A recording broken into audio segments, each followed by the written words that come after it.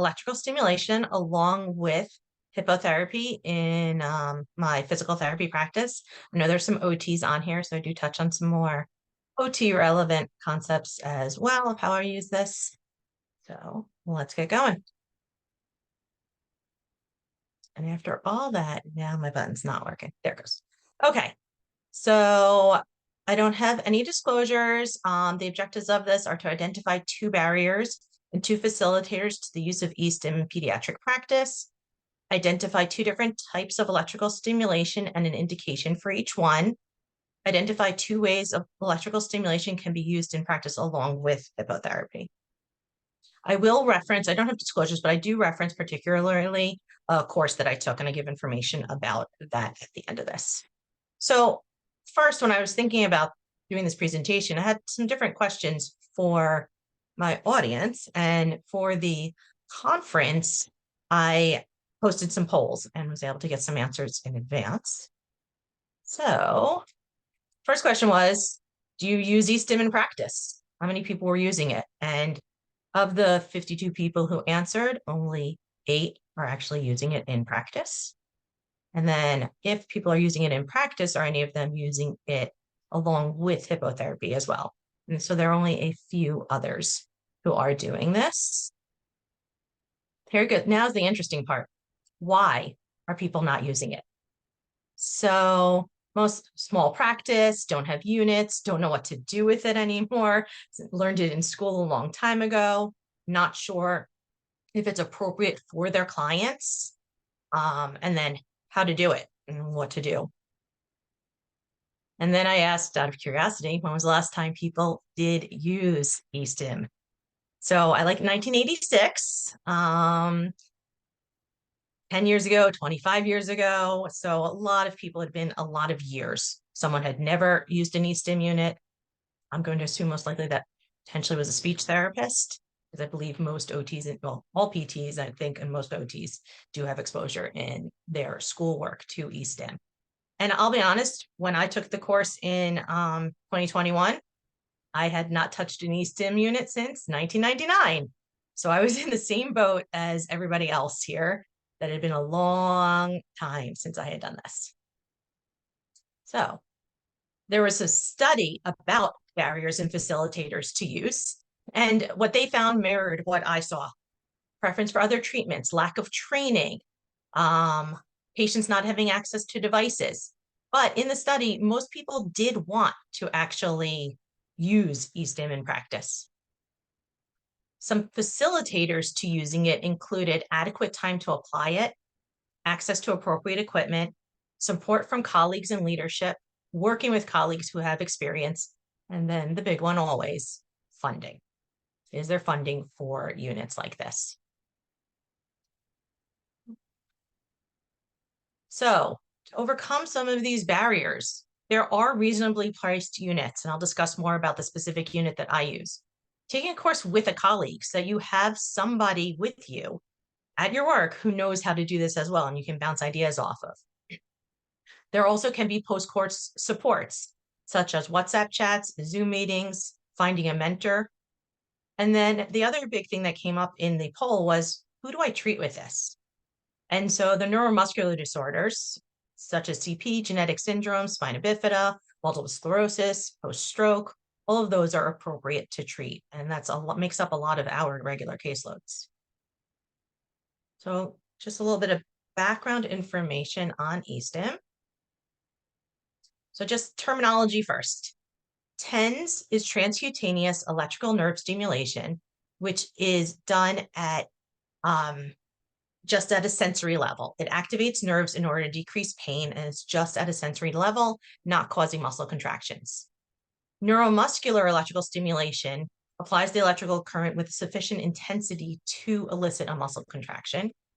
And then functional electrical stimulation is applying it in a task-specific manner in which a muscle is stimulated when it should be contracting during a functional activity.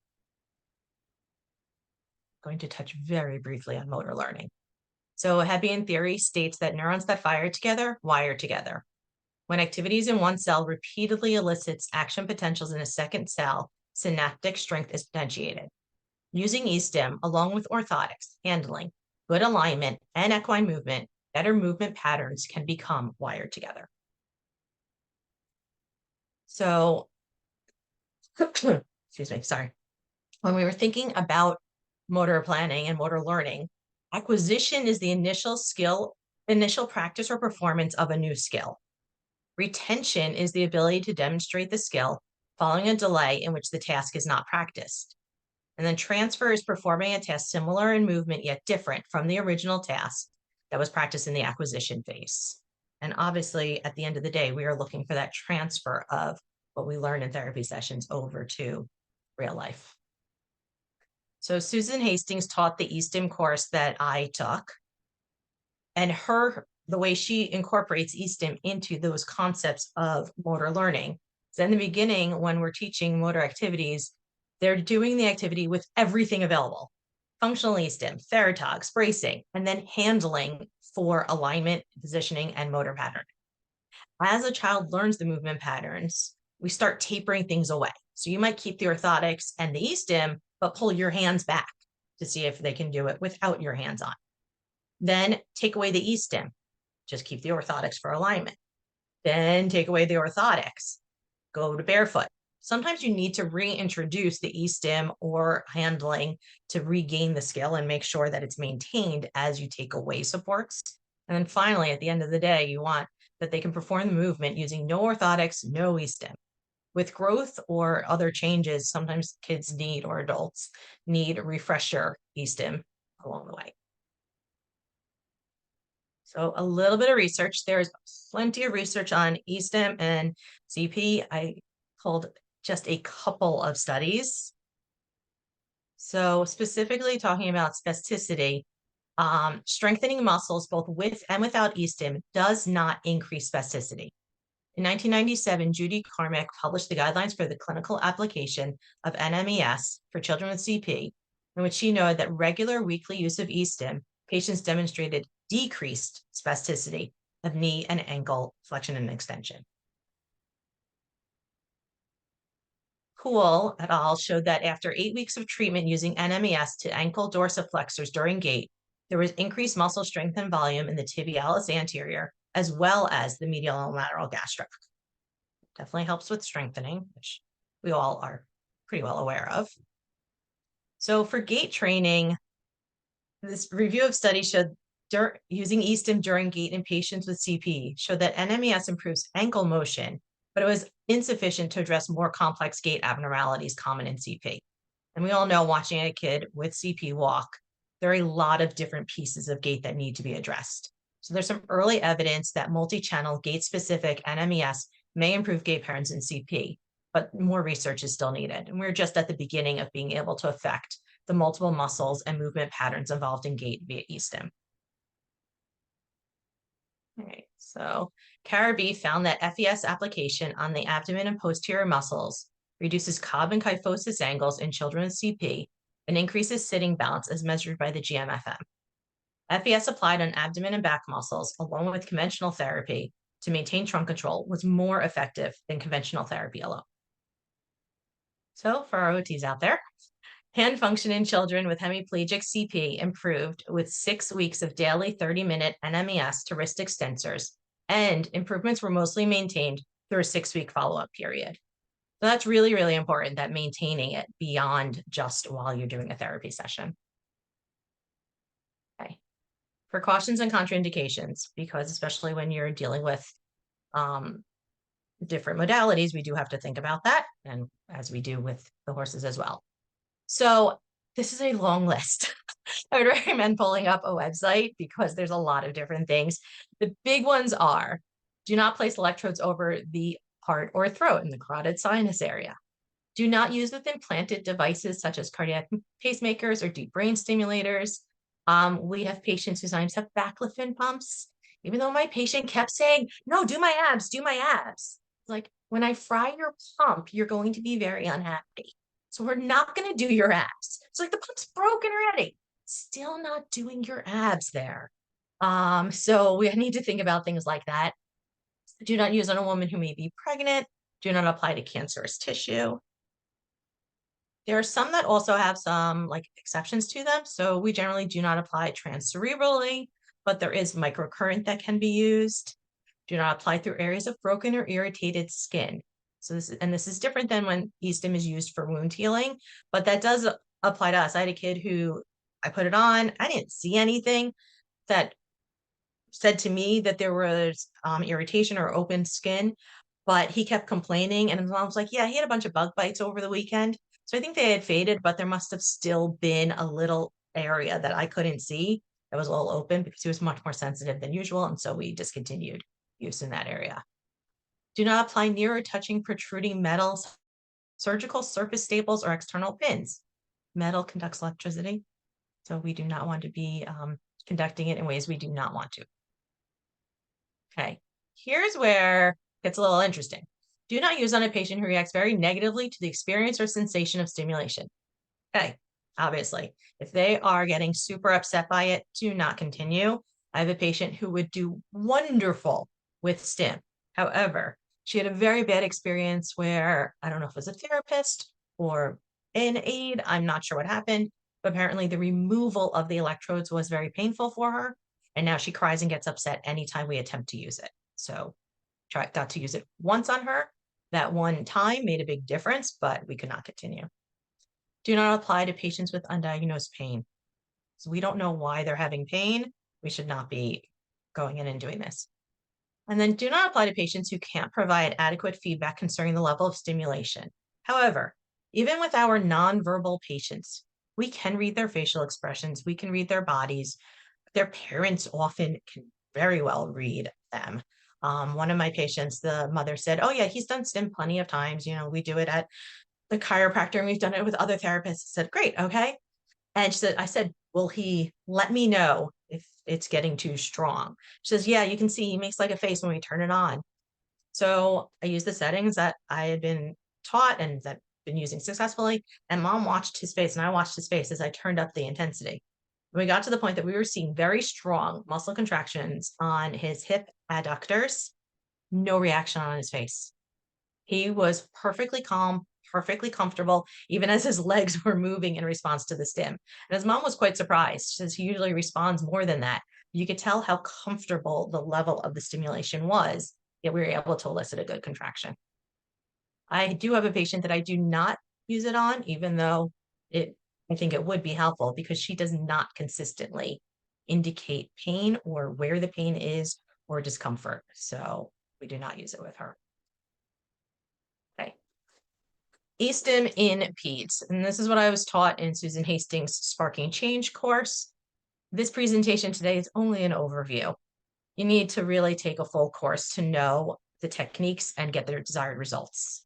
Her course is a 1-day lecture and 2-day of labs. My 1 hour will probably not get you to the point that you're like, okay, it's on all my patients. Because the placement and getting the desired results is really important. And in this 1 hour, we're not going to be able to go through all of that. Okay. The goal of the stim is to get a muscle contraction. E-stim provides the signal, and it has to be done at settings that allow a muscle contraction to take place without causing pain. We're looking for muscle contractions, not just the sensory input of the tingling or the way a TENS gives sensory input. Okay, so just again, some of the that's used in e-stim. Pulse rate is the number of pulses delivered in 1 second. It's measured in hertz. It'll also be called frequency, rate, cycles, or pulses per second. You need a rate that's high enough to cause tetany or fusion in order to elicit a muscle contraction. Adults typically achieve tetany after 26 pulses per second. This is why the standard adult setting is 30 hertz. Very young children, it can occur as low as 7 or even 2 to 3 in babies. So for school-age children, typically a lot of times using 20 hertz is appropriate. Higher frequency causes a stronger tetanic contraction, but it also does cause fatigue faster. So it's a balance of getting that contraction without pain and without fatiguing the patients. Okay. Pulse duration is often also called pulse width. You need a long enough duration to cause the action potential in the nerve cell. In adults, we typically use 300 to 400 microseconds. In children, we're typically using 100 microseconds. That lower duration significantly increases the comfort. In the labs, the first day we do the stim on ourselves. Apparently, I have a child's nervous system. I very, very much preferred the child settings. And I was like, oh, I can do this. I can tolerate this stim because I know some of us remember our lab in PT, we had to make someone's hand wave back and forth and how uncomfortable that was for many of us. So even on my adult patients, I'm using the pediatric settings because I'm getting good muscle contractions and everyone is expressing much more comfort with it. So the amplitude is the strength of the stimulation. It's measured in milliamps. It's also called pulse intensity, current, voltage, stimulus magnitude. With a decreased rate and duration, you don't have to be afraid to increase the amplitude as much. Because if the pulse duration or width is low, you need a higher amplitude in order to get that contraction. So on the machine I'm using, it's not unusual for me to get up to 40, 50, 60 milliamps to get that good contraction. Whereas when I tried on myself on the adult settings, much, much lower on the milliamps. Okay, asymmetric versus symmetric waveforms. And this in e-stim units, there's often pictures of what like the waveforms look like, squares or angles. Each one's a little bit different. So the asymmetric, the current flows in one direction. So one electrode is the active electrode. It's the black one. It's placed on the main muscle bulk. It provides a consistent input to the bulk of the muscle saying, turn on now. Helps the most with the motor pattern and the motor learning. Symmetric waveform, the current flows in both directions. So the red versus the black doesn't matter. And you place both on the bulk of the large muscles, and this is better for strengthening. Okay, placement. We're looking for placing the electrodes on or near the motor point of the muscle or on the bulk of the muscle, but you can adjust them and move them around if you're not getting a desired contraction. Ideally, you want to place both electrodes on the same muscle. However, sometimes especially when you're getting into hands and arms, especially little hands and arms, sometimes you just physically cannot fit them. So then you can put on either side of a joint.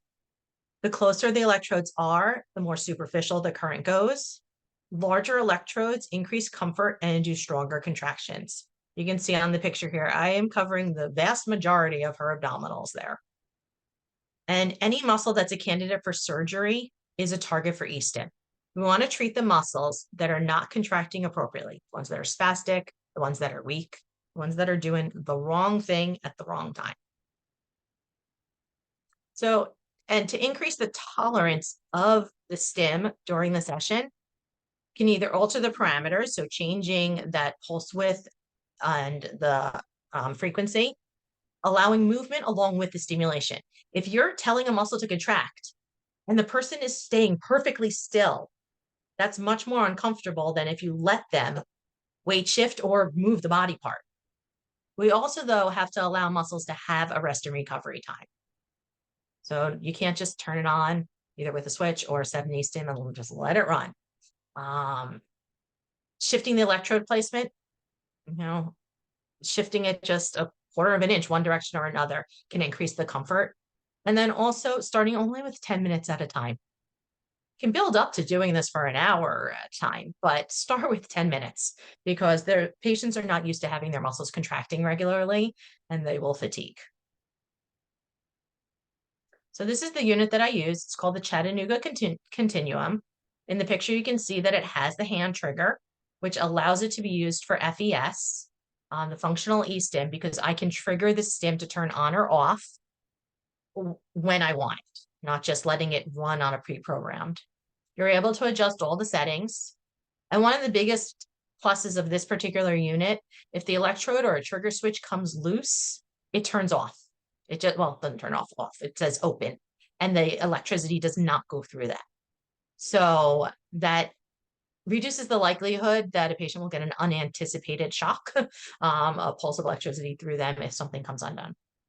It costs $350 to $400, $450. So relatively reasonable. I mean, it's not $50, but a lot of times in some settings, families are paying out of pocket for our therapy sessions.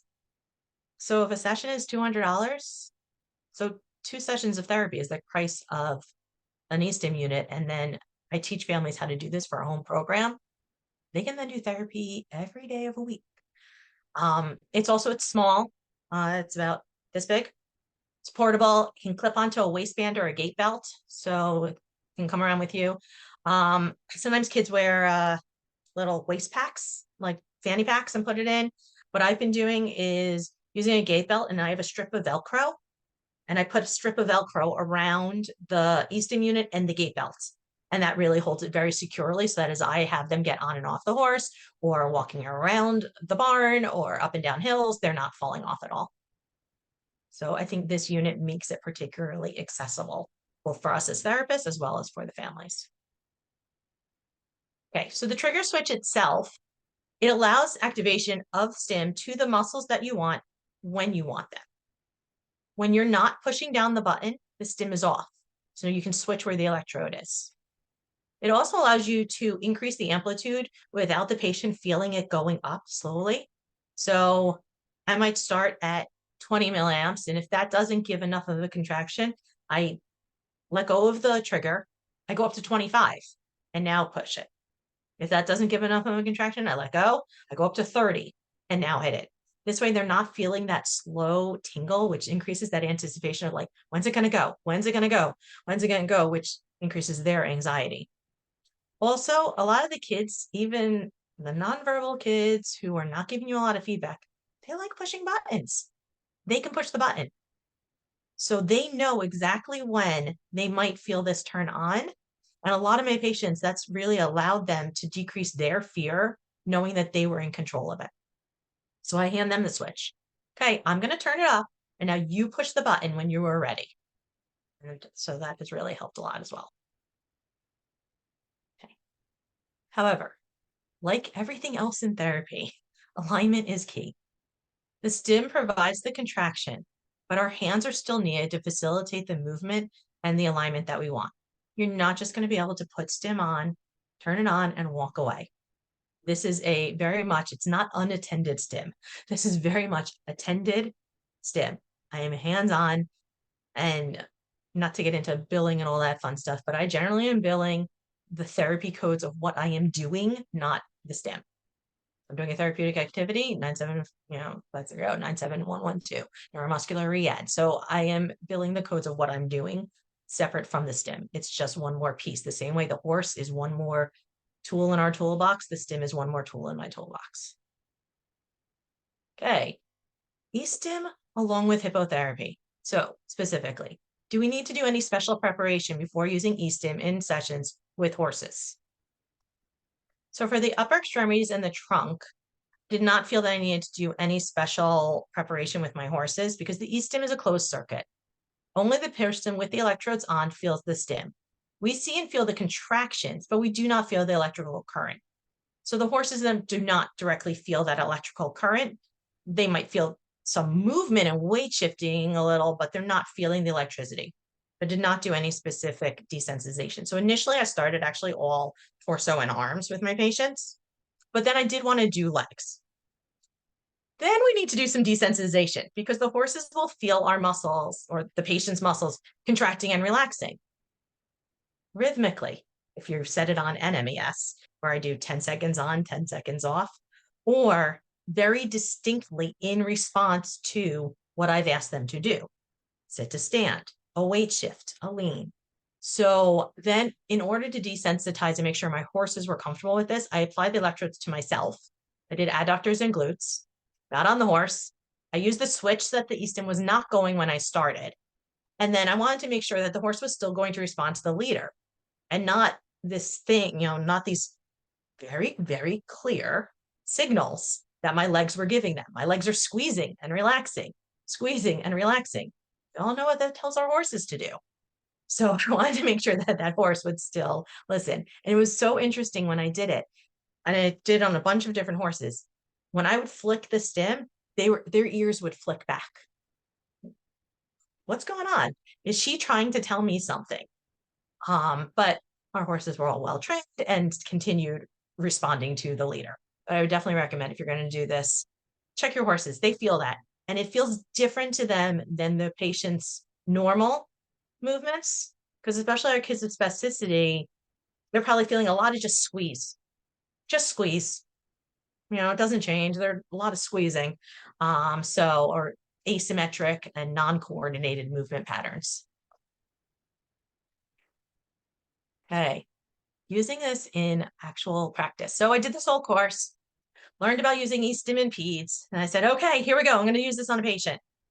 And my thoughts were, who am I going to do this on first? And I was thinking, I want a patient who can respond to me pretty well, who can give me feedback. So I went back and found my oldest patient, woman in her 60s. She's not pediatric. So my whole course on peds, and I go back and find my 60-plus-year-old patient, but she was verbal. And so she could really give me a lot of feedback on what she was feeling. So for her, you can see in the picture, I was doing scapular retraction because she's very forward, rounded shoulders, forward head, as well as lats to help stabilize and also working on that back extension. Okay, so I would push her forward and then ask her to return to sitting. When we started, she couldn't do that at all. If she went forward, she was forward till I pulled her back. If she went sideways, here I'm asking her to push with one arm. The stim is actually on her tricep there. And the switch is going to be, since I can't see it, it's in my other hand.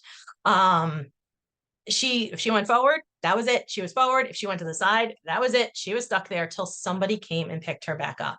And so we had goals for her to be able to push up a little if she's sitting in her wheelchair.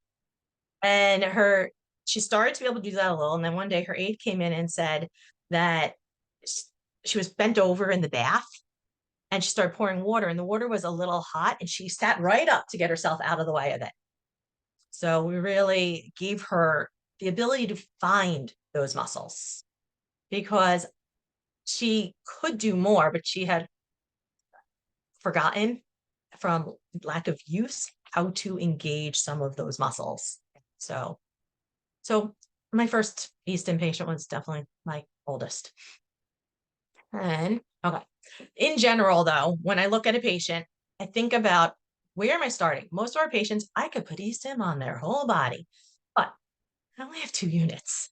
And that's about the max that I can handle during a therapy session. Occasionally I've done 3, particularly with that prior patient where she's not actually on a horse. We only use a fake horse for her due to her level of disability. So I generally think about, can the patient sit without external support? So if they can sit without external support, then I'm looking at adductors and hamstrings, decrease spasticity to increase range of motion, decrease scissoring, help with sit to stand transitions. If they do not have the ability to sit without external support, we need to get some core, abdominals and lats, improve trunk control, allow decreased external support, wake up the core, and work on the head control. Okay, now we'll get into some patient examples here. So this is a patient with very limited trunk, head, and neck control. He was 10 when he came to see me. He had had therapy for his whole life, and he still did not have head control. And I looked at him and said to his parents, I am not putting him on a horse at this point until I know that I'm not going to give him a whiplash injury. If I have to take him off the horse, we need to gain some more head control before I felt comfortable. Because he was a kid, his head would flop all the way down, chin to chest, and then all the way back. And he could not correct it at all. There was no stopping when it went back or forward. So we worked for like 5 or 6 months before we got him onto the horse. We used an equicizer, we used a TheraPlate, and we used e-stim to his abdominals and his lats. And so here the e-stim is on him as well in this video. You can see he's holding his head up. I'm not holding it anymore. He's holding it as we go around. And we are supporting his torso. But prior, he was never able to hold his head up for that long. And then as we go, I think I catch it. His head went back and then he picked it back up again. So he had really, really improved by strengthening and stabilizing his core. As we all know, that proximal stability for distal mobility. In his case, the mobility was around his head, really improved his head control. I also wanted to see if we could improve his upper extremity function as well. So I'm not an OT and I was not about to do OT, but I did want him to be able to hold on and grip something to give me some assist for sitting upright. So we did some hand stim to his hands. And after one session, his mom came back and said that the school OT noticed an improvement in finger isolation and hand use. One session. We did keep doing it, but they noticed an improvement right away. And that it had the carryover because I only did this when he saw me. They didn't have it at home yet at that point. Okay, here's another patient. Again, then we need to work on some core control. She is in this picture. I've been seeing her for a number of years, but she was out. She had bilateral hip surgery, varus derotation osteotomies. She was non-weight bearing for 6 to 8 weeks. And at the 8-week point, her surgeon did clear her to return to therapy, including therapy. And the surgeon had actually been on the board of the facility I work at for a while. So he did actually have a clue what it meant to put a patient on a horse. Otherwise, I would have been a little more concerned. She was very, very, very weak. She had very limited abduction. She couldn't tolerate sitting on a horse. She was resistant to all movement and expressed pain with almost all movement. So we use the Echosizer to slowly increase her tolerance for abduction and to start working on that core strength and stability. I was not using e-stim initially because she was showing pain with everything.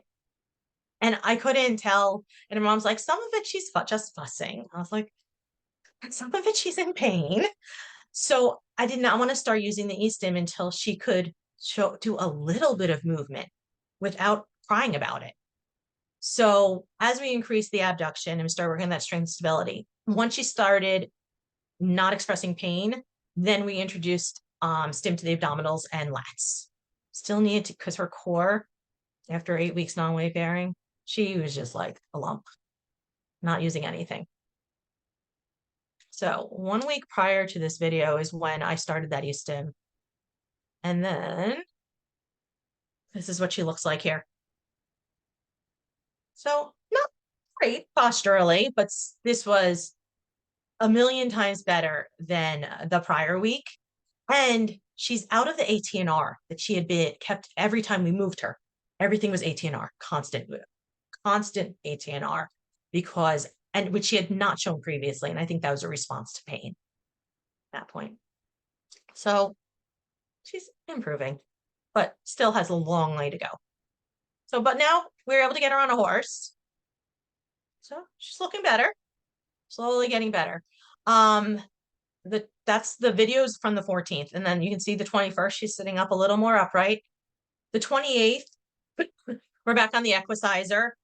I wanted to do some more postural work where she didn't have to worry about balancing against the movement, but just really work on that postural piece. And you can see we were able to get her pelvis much more upright, because in the other, she was still really posteriorly tilted. So that was where I had to play a little more with tack and positioning and figuring out how to get her more upright without experiencing so much pain.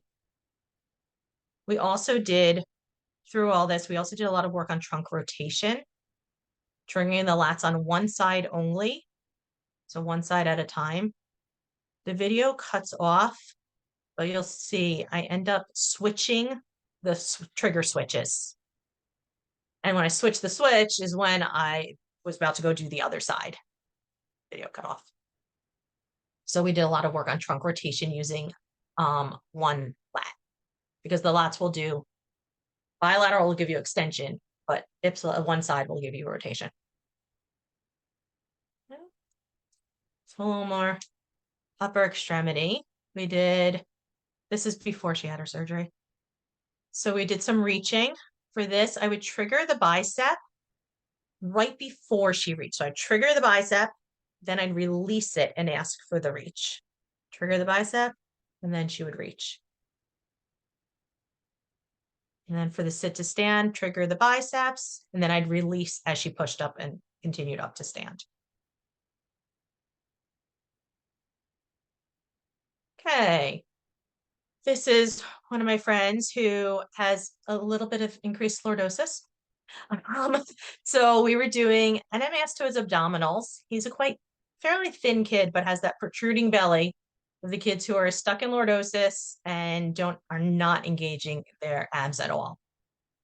And you can see with the stim, he did start being able to straighten up some, but that was the best we were getting at that point. He still could not really get into a posterior pelvic tilt. At least he was a little starting to get into neutral. So in this was refers to that motor learning that we talked about. So in May, the picture on the right is the picture in May, where he's using the e-stim. You can see he's flattening out his back. In June, we didn't have the e-stim available that day. And despite having been able to flatten his back in May, here he is in June. I asked him to do a posterior pelvic tilt, and that's what I got. He can lean posteriorly with his pelvis still in an anterior pelvic tilt. So he's still moving all the wrong parts at that point. So I knew that we needed to continue using the e-stim on the abs while working on figuring out how to do a anterior and posterior pelvic tilts. So here we can see getting him into quadruped, and he's a kid who had done some yoga previously. So cat-cows, that's one of the things he likes. And without the stim, you can see it's the same time period. All of the flexion is happening in thoracic area. His lumbar lordosis does not even reverse at all. But by August, he is. His thoracic area has flattened out some, and he has a much better curve throughout the spine there. Now, February this year, the e-stim is on his hip adductors. I don't have it on the abdominals anymore because he's learned how to do this without the stim running. So even without the stim, he can now get flexion throughout his spine and rounding of the spine. And he can do it in quadruped, and he can do it in sitting as well. Here. And then he reverses it. And in this picture, even with his feet unsupported, which naturally produces a little more of an anterior tilt, but he's still able to contract and bring his body back into a posterior pelvic tilt. And again, in this, the e-stim is applied to his hip adductors and not on the abdominals. Just so that you can see who he is a little bit and why we started working on his legs. So this is what he looked like shortly after I started seeing him. He has an interesting genetic diagnosis that when I Googled what the genetic syndrome was, this is not the picture in my head of what he would look like. And he is seeing lots of specialists who are also sitting here and going, not the typical. So we don't quite know what the prognosis is. But you can see there's definitely been a negative change in the gait in the time that I started seeing him, likely due to growth. And as I've been doing more and more work with him, I'm realizing how tight his hip flexors are, very, very, very tight. And so we have that is now our target at the moment. So to work on some of the gait, the first video on the left here, it's very subtle, but you can see his knees extend a little and he weight shifts a little when I turn the stim on. He's at this point, when I took this video, he was probably still fighting the movement a little bit. Now he thinks it's fun that when I turn it on, one leg versus the other, he like really lets his body go with the movement and he gets these really beautiful weight shifts side to side. We also did some and we do this still, pre-gait, practicing swing and stance, working on just moving a single step. Just a single step. The first time we did it, we had about 5 people, one for each leg, one at his pelvis. I was working the switches. Somebody else held a target for where his foot should go. So it was a little labor intensive. We've gotten to the point where I can just do it by myself at this point, and he can actually maintain his foot in the stance leg in place while swinging the other leg for a single step to work on the motor pattern. So this was after 5 of us did it with him. I then asked him to just walk. So this is sort of his normal walk. And then I said, try to walk without touching the line. And we were doing this with NMES to the adductors. So 10 seconds on, 10 seconds off to the adductors. I was not using the switch in movement, mostly because I had a broken arm. And my ability to guard and switch and my timing, I did not have the ability to do it. So we were using MES mostly because of me at that point. And now my arm is healing. That's still wearing his plate, but now I was able to walk with him. So I was triggering it during during swing, because what he's getting, his adductors are getting a little too active. He's getting a little too much internal rotation. So we're triggering those spastic overactive muscles. Slowly improving. Okay, here's another patient. This is pre the session. Her gait is torturously slow. There is no fluidity. In this video, it's hard to see, but she does some trunk lean, and she actually is not circumducting as much as normal on that day, probably because I was videotaping, but really challenging for her to walk. So for our therapy sessions, we were decided to work on some weight shifting, sidestepping laterally. I'm triggering during the weight shift to the stance leg, and I'm doing the bad therapist maneuver of only watching her feet. I forgot about the rest of her body. So I presented her during a Zoom stim club and got some feedback that I need to watch her body because she's not weight shifting. She's trunk leaning. No weight shift. So we got to try it again. And so now I'm blocking some of that trunk lean and helping with weight shift while doing the stim. That is where having somebody else put their eyes on a session and doing little video clips and either watching it yourself later or presenting in like a stim club helps a lot. So this is, I'm going to just go to watch her sit this is without the e-stim. It's connected, but I'm not using it. She sort of crashes. She has really poor eccentric control. And then with the stim,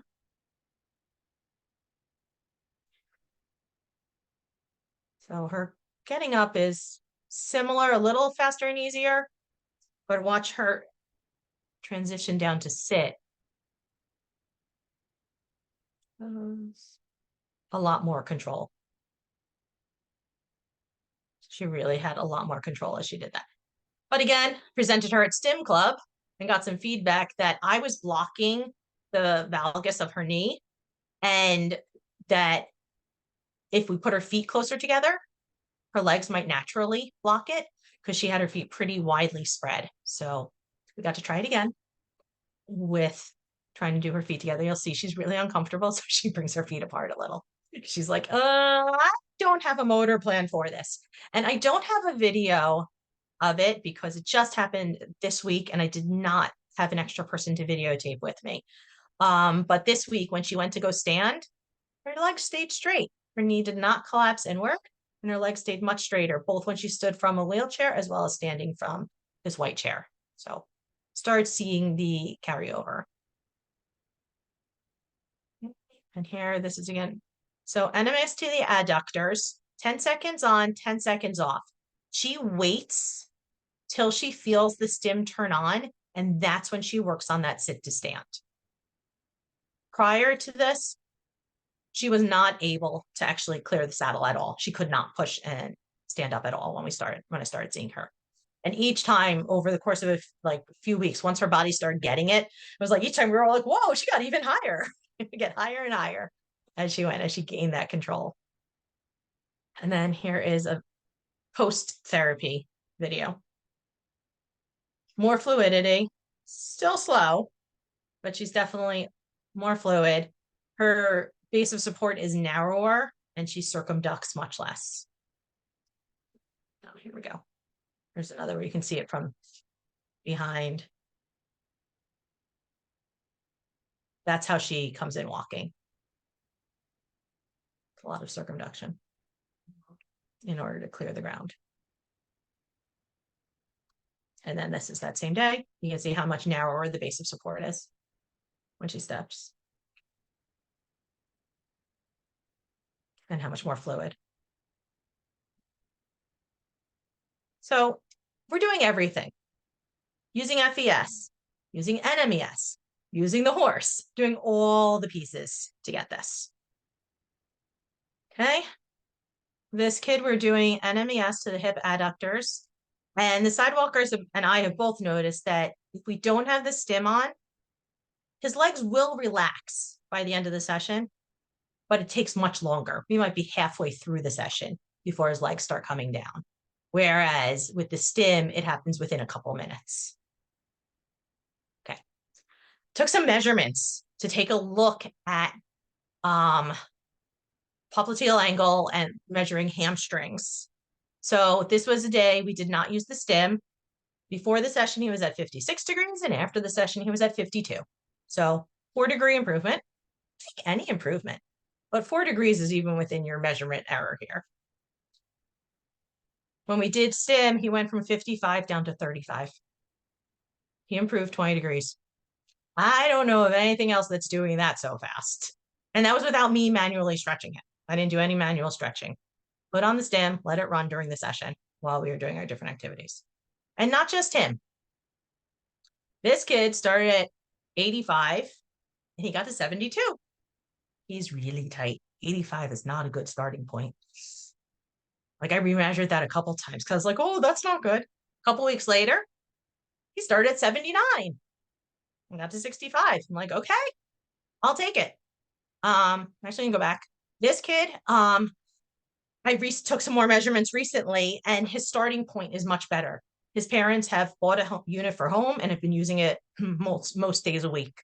So his start, his number before the session is looking better because we're starting to make changes that last. So this kid is the one we saw some of the videos walking. He starts at a better point, 37. He looks he's much better than some of the others. But he also got to 23. So he also showed a 14-degree improvement. But this leg didn't. This leg, 33 to 29. He only showed 4-degree improvement. I didn't notice until the end of the session, one side was unplugged. It said open when I took him off, when I got him off the horse and checked it at the end of the session. And because of the horse's movement, and my adult patients can tell me on or off, the kids don't necessarily feel whether it's on or off between the movement of the horse and the other activities they're doing. They don't always give me the feedback, especially if one side, if it turned off completely, I think he would tell me, but one side staying on and the other off, he didn't notice the difference. And so, nope, he was his own control on that day for me. So one of the concerns about using stim in practice is that it takes time. Putting it on, plugging it in, getting it all set up. So how do I save time as I do this? Each patient has their own electrodes and their own lead wires. They have pictures and instructions of where to apply the electrodes and which one should be the red and which is the black lead wire. They're expected to arrive with the eStim on, ready to go. So all I have to do is take a quick look. If I have to adjust one, fine. But for some of my patients who have 8 electrodes on during a session, if I have to adjust 1 or 2, that's fast, as opposed to starting with applying all 8 of them. Susan says that what she does is she draws with a Sharpie around the outline of the electrode so the parents know where they want it to be. So this way they have that constant reminder. This also encourages buy-in from the families. They already know what to do. They know where to apply it. They know how to set up the lead wires. So the piece of encouraging them to now do this at home is much easier. If they've already been doing this, they're like, can I get one of these for home? They start asking about being able to do it for home. That's when they're ready. When they're like, can I do this more? If I did this more, would we continue to see better results? And they're confident from it because they're already applying and doing it. But it's a huge time saver doing it like this. So some resources to learn more. Susan's course is called Sparking Change. Footprints is the therapy group that tends to host her courses. They also host a monthly STIM club, which is open to therapists who have taken her courses, and WhatsApp chat groups. This way you can post a little video, you get feedback from Susan or other therapists as they've been doing it. There's another therapist, Gertie Modavali. She does a course on using e-stim specifically in spina bifida. I personally have not taken it, so I don't really know about it, but I do know that that is another option. And I would say if you particularly have a lot of patients with spina bifida on your caseload, might be appropriate. Otherwise, this is for CP and generally applies across most of the neuromuscular disorders. Okay, and I have resources. Leave these up here for a minute and then we'll go to questions. Okay. So if anyone has questions, either raise hands or just shout them out. I would happy to answer questions about doing this.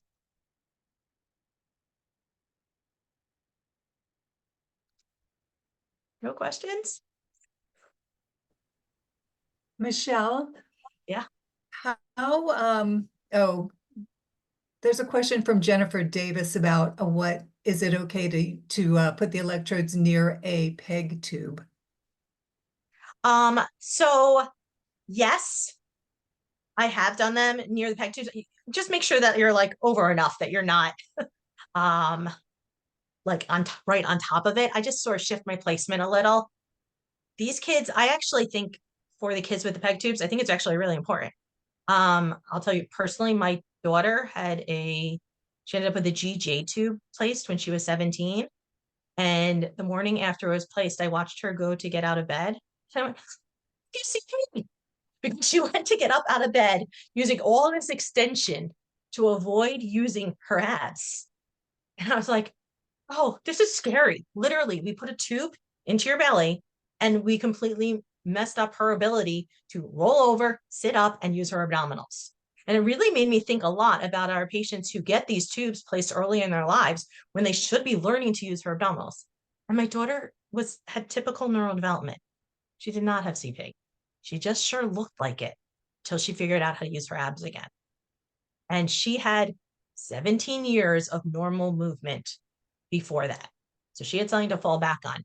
So I think for those kids, especially figuring out how do I contract those muscles that have been surgically cut into. So yeah, I do it around the G tubes, and there's nothing metal in them. They're silicone. Okay, Carol, what was yours? You have a lot of buy-in from your families, and your families are investing in these e-stim units. Is insurance helping to cover them, or is this purely out of pocket?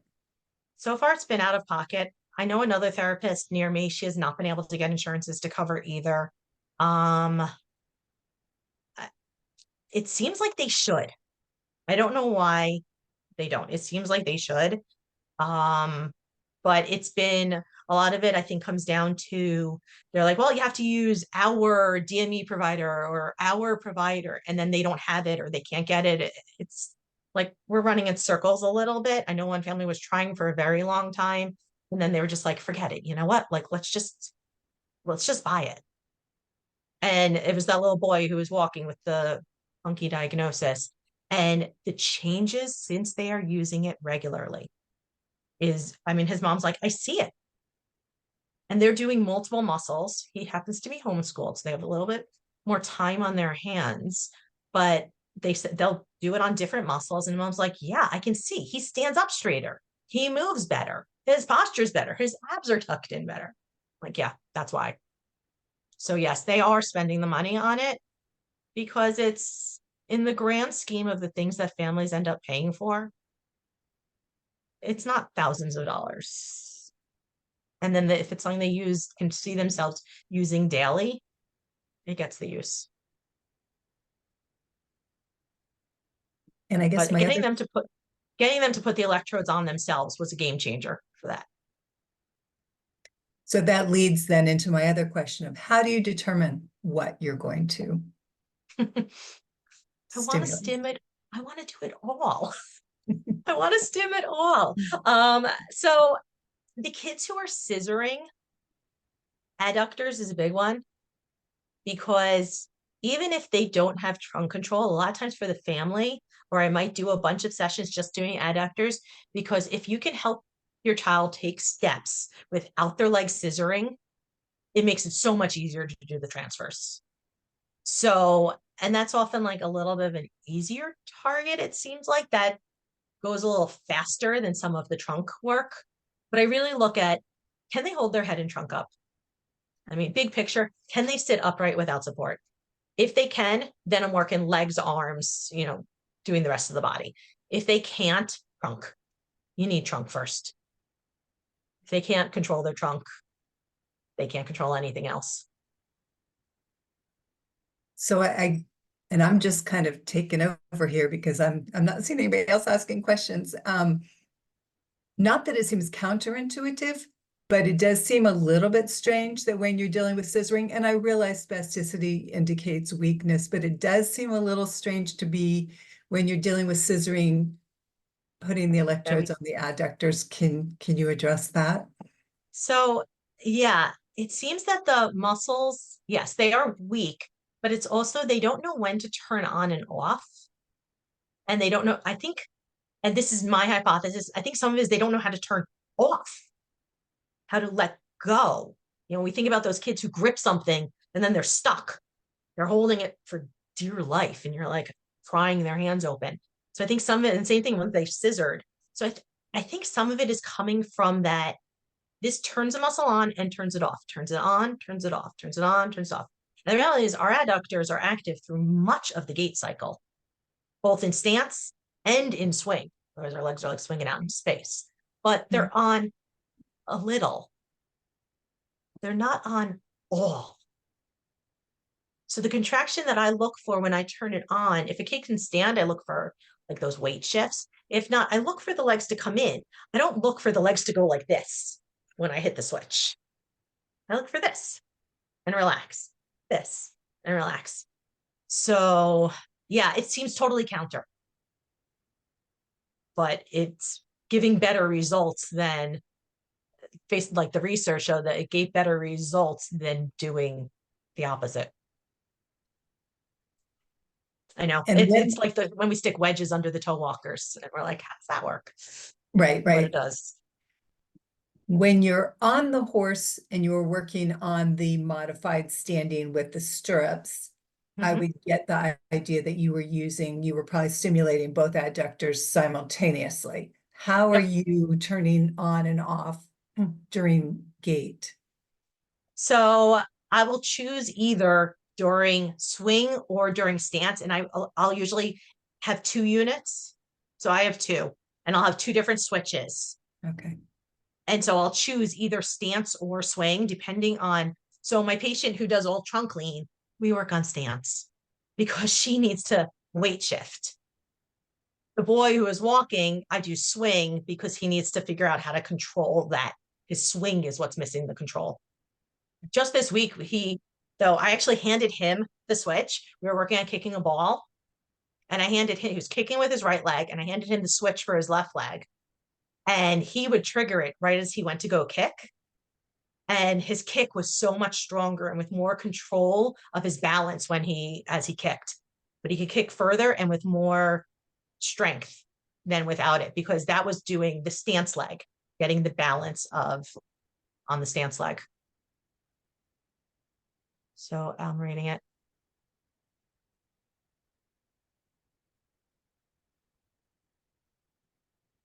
Yeah, taking the full course helps go into this stuff, Jennifer. I would say so. Adductors, even if the adductors extend hip and knee, sitting on the horse, obviously flexion at hip and knee, so just light stimulation you want. Yeah, um, yeah.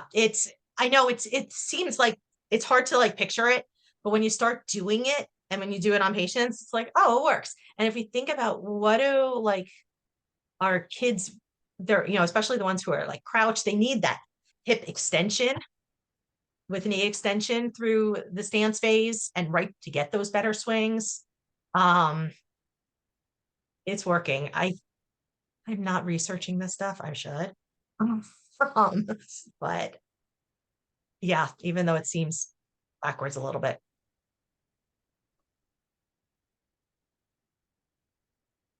Anyone else have questions? Well, it's like the same thing. I did bicep before asking for the reach. And again, we saw much better reaching with her when we did that. I perceive that as perhaps getting a bit of the quick stretch first of the biceps so that the Yeah. triceps could then engage. Mm-hmm. But also like that like, and again, because we're getting small arms, so you're getting bicep, you're also getting a little brachioradialis. Some of these you're getting two muscle groups because, and same thing like when I did when I'm doing the adductors on those kids who are getting the increased hamstring length, it's because the electrode is like a 2 inch by 4 inch. A 4 inch width of electrode is catching adductors and medial hamstring. So on the arm, you're getting bicep and brachioradialis, and you're also, so that's like the spastic muscle. And I think some of it is that teaching it to turn off. They've all got on. No one has off unless they're sleeping. Then the kids have off. But when the kids are awake, I think that off is just as important. But yeah. The hamstring stuff is cool. Seeing the lengths, seeing them improve, and then seeing now that families are doing it at home, that the numbers at the beginning of the session, see if I can pull it up on my phone, are starting to improve as well. That we're starting to actually see a long lasting change, because every kid, every parent, you ask them, what are you most concerned about? And they're all like, my kid's hamstrings are so tight. My kid's legs are so tight. And it's like, yeah, they're so tight. You're right. They are. But here's something you can do to get them less tight. Let's see, what was my I'm trying to before. Yeah, he started at the most recent picture I took. The boy started at 44 degrees instead of 55 at 60, stuff like that. So he's starting to really show his starting point is changing, which means his day-to-day, all-day function is starting to change. So any other questions?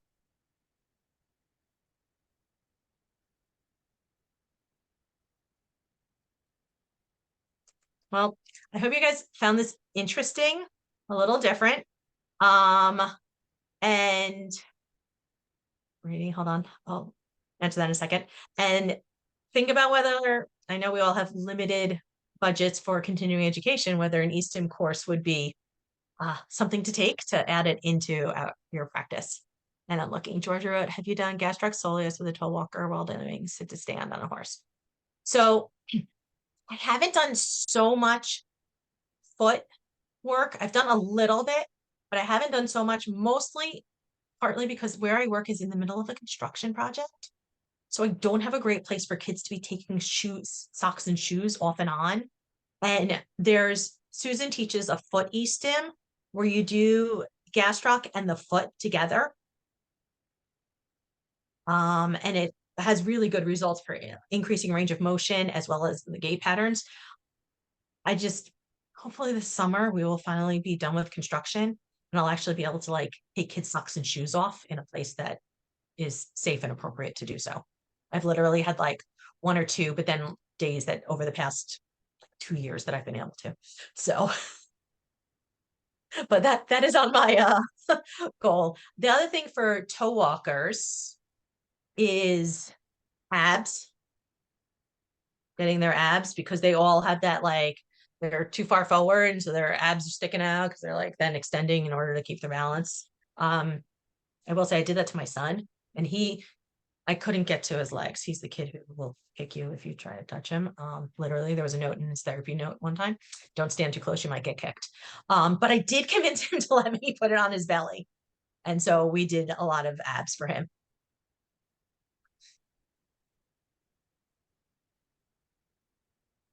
Any others?